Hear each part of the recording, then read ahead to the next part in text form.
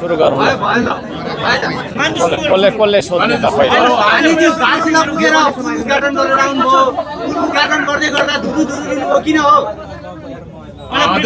तपाईँ दार्चुलाबाट फर्काउँदै हुनुहुन्छ अढाई महिनामै तपाईँले दार्चुलामा झोलुङ्गी पुल बनाउनु भयो कसरी सर गर्नुहुन्छ यी दिनहरूलाई आज काठमाडौँ फर्किँदै गर्दा के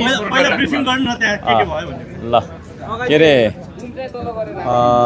त्यही त त्यहाँ हामीले स्टार्ट गरिसकेपछि फिनिस गर्नु नै थियो सम्पन्न भएर उद्घाटन गरेर आएँ हामी त्यहाँबाट फर्कँदाखेरि त्यही हो स्वाभाविक रूपमा खुसी छौँ र दार्चुला दुम्लिङसँग यहाँको चाहिँ नि भनौँ न डाँडा पाका खोला नालासँग धेरै एट्याचमेन्ट भएर त्यहाँबाट छुट्दै गर्दाखेरि भावुक पनि भयौँ हामी त्यो चिज हो र त्यसलाई चाहिँ अन्यथा मान्नु हुँदैन त्यो स्वाभाविक हो मान्छेको स्वाभाविक हो अनि ठुलै बोल्दैछु तर यो टाढो भएकोले होला त्यस्तो छ यहाँबाट भरै स्पष्टै आउँछ होला दार्चुला विकास निर्माणको हिसाबले कस्तो पाउनुभयो काठमाडौँ दार्चुला तपाईँ विकट छ होइन अब यहाँदेखि जाँदा झन्डै 5 दिन जति लाग्छ गाडीमा त्यसले गर्दाखेरि एकदम विकट हो अहिले पहिलाभन्दा अलि बढी सडकहरूको स्तर उन्नतिहरू गर्दै रहेछ नेपाली सेनाको एउटा टोलीले त्यही हो सञ्चार माध्यमहरू पुर्याउने कोसिस भइरहेको छ तर स्टिल त्यहाँ फोन लाग्दैन जुन ठाउँमा हामी काम गर्छौँ त्यहाँ लाग्दैन त्यही पनि त्यो टावरहरू बनाउने डिभाइसहरू इन्स्टल गर्ने कामहरू हुँदैछ भन्ने जानकारी चाहिँ मैले पाएँ त्यस्तो छ अलि विकट धेरै विकट छ अब पुल चाहिँ महाकाली माथि पनि बनाउने भन्नाले हो होइन यस्तो छ त्यो एउटा महाकालीकै शिरमा पर्छ होइन त्यो एउटा खोलामा त्यहीँको स्थानीयको माग अनुसार हामीले गऱ्यौँ अब भारतको सिमानालाई टेकेर चाहिँ हामीले लिखतमा भारतको सहमति प्राप्त भएपछि मात्रै गर्न सक्ने भन्ने कुरा छ त्यो छ र त्यसको लागि चाहिँ परराष्ट्र मन्त्रीज्यूलाई पनि हामीले थुप्रैचोटि भनि पनि सकेका छौँ पत्रै पनि बुझाएका छौँ काम गर्दैछौँ भन्नुहुन्छ अब त्यो तर अलि ढिलो भइरहेको छ अब त्यो चाहिँ यताबाट होइन उतैबाट ढिलो भएको छ भन्ने चाहिँ मन्त्रीज्यूले भनिराख्नु भएको थियो त्यो छ अब त्यही हो इजाजत उहाँहरूले लिखतमा दिनुहुन्छ भने ठिक छ होइन भने सरकारले बनाउँदाखेरि राम्रो त्यहाँनिर चाहिँ तिङ्कर जाने सडक चाहिँ त्यो 1 नम्बर पिलरसम्म जाने सडक चाहिँ खासमा बनाउनु पर्छ कि त्यो सडक नहुँदाखेरि वारीका मान्छे चाहिँ पारिपट्टि भारतको क्षेत्रमा तुइनमा झुन्डेर गाडा सडकबाट चाहिँ तपाईँको छैन छिटो यात्रा गरौँ भन्ने बाध्यता उहाँहरूको हो त्यो चिज हो हाम्रोतिर चाहिँ सडक नभएकोले त्यो तुइनको चाहिँ तपाईँको समस्या हो अहिले जस्तो काठमाडौँका पुल बनाउनु भयो सरकारको चाहिँ कस्तो सहयोग रह्यो जस्तो लठाहरू त व्यक्तिले किन्न पाइदैन भने त्यो विषयमा मैले बुझ्नुपर्ने छ अब हामी तपाईँको छैन केही दिन पछाडि होइन त्यो सबै कुराहरू हामी सार्वजनिक गर्छौँ कहाँबाट के भयो भन्ने कुराहरू सबै बुझ्छौँ मध्य प्रदेशको इन्चार्ज दीपक ठाकुरलाई तपाईँले फेसबुकबाटै निलम्बन गर्नुभयो अब अलिकति पार्टी नीति विपरीत काम गर्नु भन्ने थियो उहाँको त्यो मैले यसमा यो आम सञ्चारमा नबोलौँ जस त्यो केही सामाजिक समस्याहरू छन् जनआस्था लगायतका मिडियाले निकालेको छ त्यो कुरालाई मैले मुखबाट उच्चारण गर्न मैले भ्याइनँ मैले उचित पनि सम्झिनँ त्यस्ता कुराहरूको कम्प्लेनहरू थुप्रै आइसकेपछि अब त्यो हाम्रो पार्टीमा चाहिँ अत्यन्त कडा अनुशासनको तपाईँको चाहिँ के अरे नीति छ त्यसो भएको कारणले त्यो हाम्रो अनुशासन मूल्य मान्यता अन्तर्गत नभएको कारणले उहाँलाई हामीले सस्पेन्ड गरेका छौँ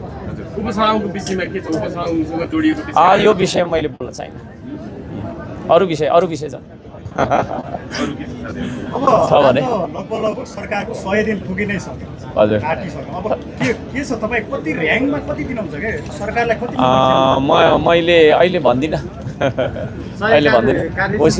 कोसिस उहाँहरूले गर्नु भएकै हो कोसिस भएको हो तर रिजल्ट चाहिँ महसुस त्यति जनतालाई भएको छैन रिजल्ट भएको महसुस हुनुपर्छ महँगीहरू धेरै भयो अब महँगी तपाईँको नियन्त्रण गर्नुपर्छ भन्ने सल्लाह सुझाव हाम्रो रहेको थियो र अहिले भर्खरै म अब उता दार्चुलामा हुँदा अस्ति भर देख्दै थिएँ अब त्यता आम सञ्चार छैन होइन अब हेर्न पनि पाइँदैन पेट्रोलको भाउ अलिक घट्यो अरे भन्ने छ होइन त्यो छ त्यस्तो छ त्यो हो। अहिले चाहिँ यो संविधान र गणतन्त्र विरुद्ध बोल्नेहरूलाई चाहिँ 25 वर्ष कैद सजाय हुने गरी संविधान संशोधन हुँदैछ भन्ने कुरा आएको छ।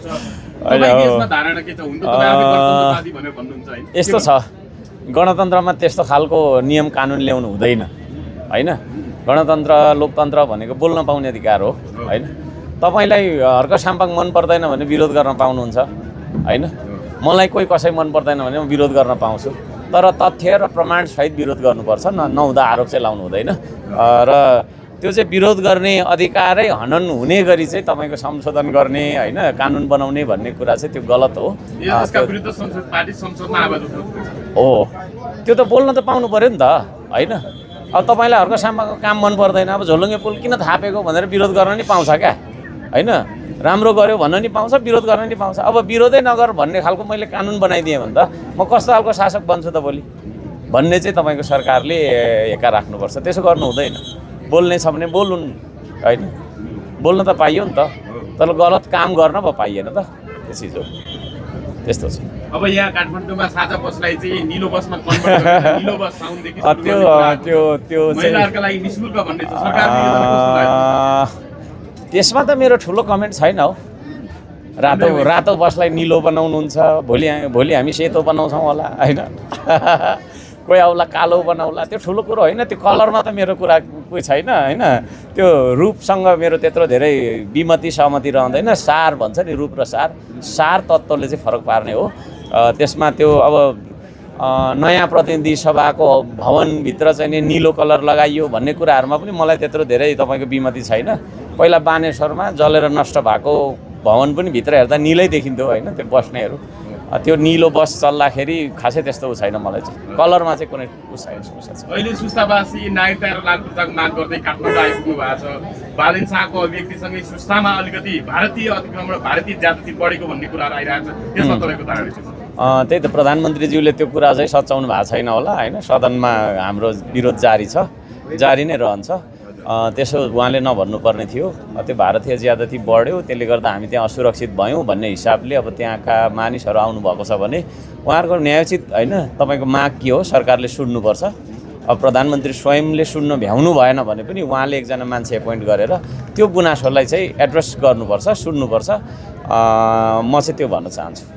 अध्यक्ष, तपाईँको पार्टीको कार्यकर्ता नरनाथ गौतमसँगको तपाईँको लफडा चाहिँ के हो खासमा? कार्यकर्ता हो विरोध भइरहेछ। हाम्रो पार्टीमा कार्यकर्ता हुँदैन। उहाँ साधारण सदस्य बन्नु भएको रहेछ, श्रमदाताको सदस्यता लिनु भएको रहेछ। पछिबाट उहाँलाई मन परेन जानुभयो, त्यही त लोकतन्त्र हो होइन। कहिले मन पराउँदाखेरि मलाई भगवान् हो भनेर भन्नुहुन्थ्यो, अब मन पराउनु हुन्न। उहाँले मलाई राक्षस देख्नु भयो होला, अब 2-4 दिनपछि फेरि भगवान् देख्नुहुन्छ कि बा? मलाई मान्छे मात्रै देख्दिँदा एकअर्कामा भनिसक्नु भएको छ कि उहाँ मिल्न चाहिराख्नु भएको छ। ए हो, मैले त विरोध गरेको छैन। मैले किन विरोध गर्नु र? अब श्रमदातासँग म आउनु भयो जानु भयो जस्तो तपाईँले टिका टिप्पणी गर्नुभयो नि त, अलिकति मन दुख्यो, चित्त दुख्यो भन्नुभएको छ कि उहाँले अन्तर्वार्ता। ठिकै छ, आउनुभयो, फेरि आउनुहुन्छ होला, फेरि जानुहुन्छ, त्यसमा के छ र? त्यो वेलकम छ हाम्रो मेन। केही छैन होइन होइन, केही छैन। त्यो विषयमा नगरौँ कुरा, त्यो त्यति इम्पोर्टेन्ट कुरा छैन। अरू विषय छ भने एउटा प्रश्नको उत्तर दिन्छु अनि घर जानु पर्यो। कृषकले मोल पाइरहेको आहा, हो त है। अब मोल कहिले पाउने, कृषकले कसरी तपाईँहरू आवाज उठाउनुहुन्छ यस विषयमा? मल त प्राप्त गरिसक्नु पर्ने, अझै पाएको छैन। अब कहिले लगाउने होला भन्ने हो होइन। यो फर्टिलाइजर चाहिँ आफै बनाउनु पर्यो होइन। यस्तो छ कि त्यो मल चाहिँ तपाईँको चाहिँ नि हामीले आयात गरेर वितरण गर्ने भन्दा हामी आफैले उत्पादन गर्नतर्फ लाग्नुपर्छ होइन।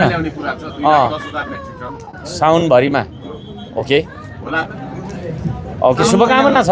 अब सरकारले भनेपछि होइन भन्ने फेरि कुरा भएन। होइन भन्यो भने तिमीले ल्याउ न त भनेर भन्देला बोले होइन। त्यसले गर्दाखेरि ठिकै छ, शुभकामना छ। छिटो गरेर दिनु होला, किसानलाई गाह्रो छ। लाल पूर्जा वितरणको काम पनि अब सुकुम्बासीहरूलाई सुन्नुहुँदैछ भन्ने गर्नुपर्छ। हो, त्यो त राम्रो छ, त्यो राम्रो छ। दबावका कारण सरकारले गर्दैछ भन्नुभयो तपाईँले। हो त, त्यो त भन्नु पर्यो नि त मैले। सरकारले भन्नुहुन्छ, हामी आफैले गऱ्यौँ भन्नुहुन्छ, हामी भन्छौँ हामीले गर्दा भन्छौँ, त्यो त अब स्वाभाविक हो नि। भोलि पत्रकारले भन्ला हामीले तपाईँको नखिचेर हामीले दबाब नदिएको हुँदैन थियो भन्नु होला। तपाईँले पनि जस लिनुपर्छ। राम्रो कुराको सबैले जस लिउँ, नराम्रो कुराको पनि जस लिउँ त। के अरे तपाईँको जिम्मेवारी लिउँ त। हो त, मेरै कारणले मात्रै होइन, म पनि त्यहाँ छु भनेको, तपाईँको कारणले पनि हो। होइन त्यो अब चाहिँ यसो गर्नुपर्छ नेपालीले राम्रो काम भयो भने सबैले जस लिने नराम्रो काम भयो भने सबैले तपाईँको होइन जिम्मेवारी पनि लिने त्यसको क्या हाम्रो कारणले बिग्रियो भनेर त्यो पनि लिनुपर्छ पत्रकार होइन हामी जस्तो सबैले अनि अहिले भनौँ न विश्वकप फुटबल चलिरहेछ मैले हेरेकै छैन होइन हेरेको कुरा ओके नेपाल यस फुटबल एसोसिएसन चाहिँ कारबाहीमा पर्यो हो अब 3 वटा गेम खेल्न नपाउने भयो हो विश्व जगत फुटबलमा रमाइरहेको अब सरकारले त्यो सरकारले त्यो एन्फामा पनि भ्रष्टाचार भयो होला पक्कै पनि छानबिन गर्नुपर्छ दोषी पाइएको हदसम्म कारबाही गरोस् सरकारले म चाहिँ त्यो भन्छु त्यो हो क्या खेल मैदान बनाउने तपाईँको पैसाले बा घर बनायो कि हाम्रो त त्यस्तो पो हुन्छ होइन बाटो बनाउने पैसाले घरको तल थपिरहेको हुन्छ हुँदाखेरि चाहिँ खेल जगत पार्टीलाई धेरै नै गुनासो आउँछ होइन हामीले धरानको विकासको लागि क्युआर दिएको तपाईँ पश्चिममा गएर झुलङ्गे पुल बनाउने त्यहाँ खाएर बस्ने कार्यकर्ताहरू हजुरकै कमेन्टमा त्यो भन्न पाउँछ त लोकतन्त्रमा मैले अघि भने त लोकतन्त्रमा कसैको मुख थुन्नु हुँदैन भन्न पाउँछ चालु रहन्छ अब फेरि हामी अर्को फेरि प्रोजेक्ट गर्छौँ त्यसमा पनि भन्दा तपाईँलाई केही फरक पर्दैन अहिले त्यसो होइन त्यसो भन्ने सुन्नु न त्यसो भन्ने मान्छेले कति सहयोग गरेको छ प्रुफ देखाओस् न त अनि भन्न सुहाउँछ क्या अब त्यसो भन्ने मान्छेले सुन्नु न अब त्यसो भन्ने मान्छेले उसले सेन्ड गरेको त्यो रिसिप्ट पनि त्यो होइन स्क्रिनसट गरेर भन्दा चाहिँ राम्रो हुन्छ नत्र नभन्नु तपाईँहरूको अधिकार छैन ल हावामा 1 रुपियाँ सहयोग गरेको छैन देशलाई होइन त्यस्तो छ क्या त्यसले गर्दाखेरि त्यो ल हस् त के हो मैले त्यो संसदीय मैत्री समूहको नेतृत्व गर्न चाहेको थिएँ तर उता आयरल्यान्ड कि कलकत्ता गर्नु भएको छ अरे मैले त्यो बुझ्छु ल हस् हजुर